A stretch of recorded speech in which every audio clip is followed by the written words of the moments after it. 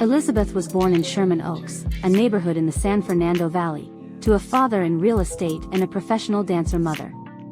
At 4 years old, Olsen had a cameo as Girl in Car in the 1994 film How the West Was Fun, which starred Mary-Kate and Ashley. However, she insists that she wasn't a child actor like her siblings. Olsen spent 4 months attending auditions but stopped after her ballet teacher told her she couldn't participate in The Nutcracker due to missing too many rehearsals. At the age of 9, heartbroken, she put her acting career on hold in favor of school, which she loved. "Anything that would take me out of school as a child, I didn't want to do," she says. "Even when my sisters would travel the world every summer, filming these movies, I stayed at home and did my musical summer camps." What Mary-Kate and Ashley were doing seemed suspiciously like work to their younger sister, who preferred to stay at home and create musicals with her friends. "My sisters were on set all the time," she says. "What I saw them do was go to work. What my friends and I did was play. I liked creating things with my friends." One musical involved Olsen and her friends playing teachers, even pretending to smoke in the staff room. "My whole childhood was this creation with my friends," she says. "Everything was a performance for us, which I'm sure was very annoying for teachers and parents." As she entered her teenage years, Olsen began to rebel, albeit in an amusingly straight-laced way. "My version of rebelling was saying, 'Well, I don't want to be an actor. I want to be an accountant or an investment banker,'" Olsen says. Doing something that boring was a form of rebellion.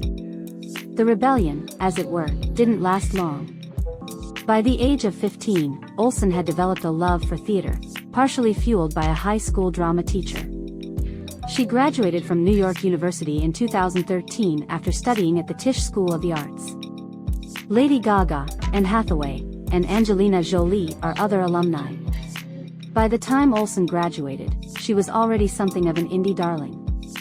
At the 2011 Sundance Film Festival, she was celebrated for 2 performances, playing a former cult member in A Martha Marcy May Marlene and a woman being terrorized in the horror film Silent House.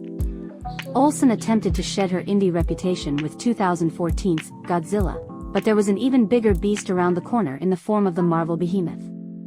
She played Scarlet Witch in 2015's Avengers: Age of Ultron, and has been part of the all-conquering Marvel machine ever since.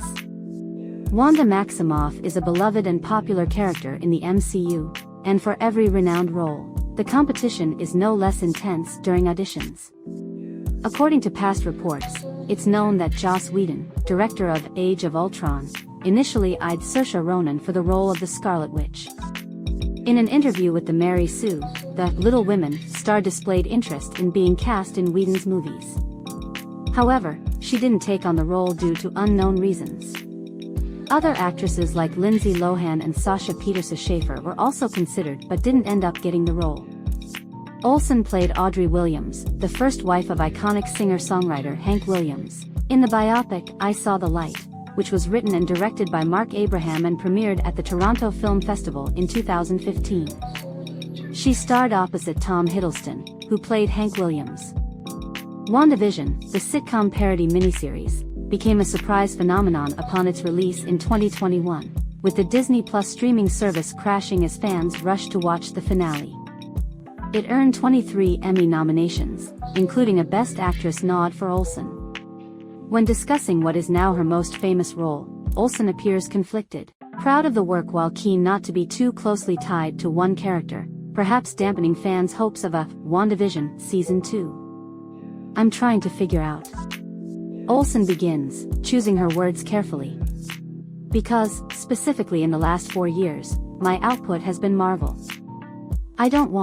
It's not that I don't want to be associated as just this character. But I really feel like I need to be building other parts back up for balance. I so much want to do films right now. And I hope some of them come together in the way I feel like they can.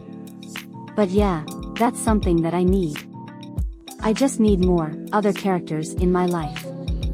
There's no longevity in one character.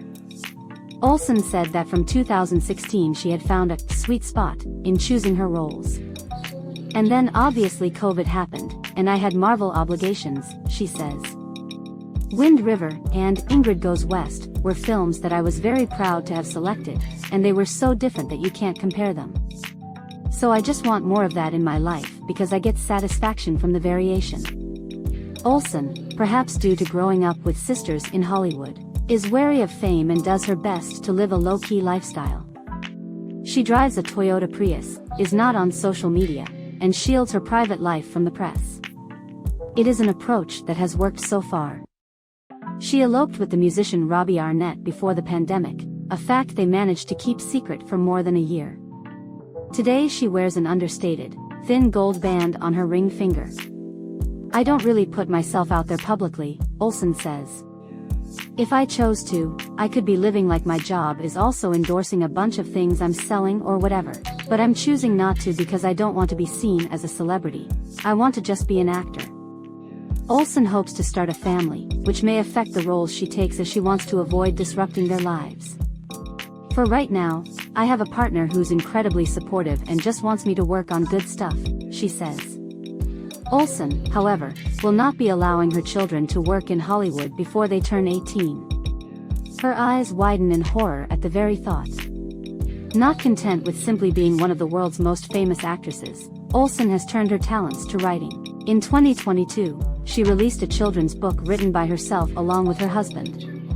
The book, which is aimed at children between the ages of 4 and 8, is titled Hattie Harmony, Worry Detective, and aims to teach children about self-care and how to deal with anxiety.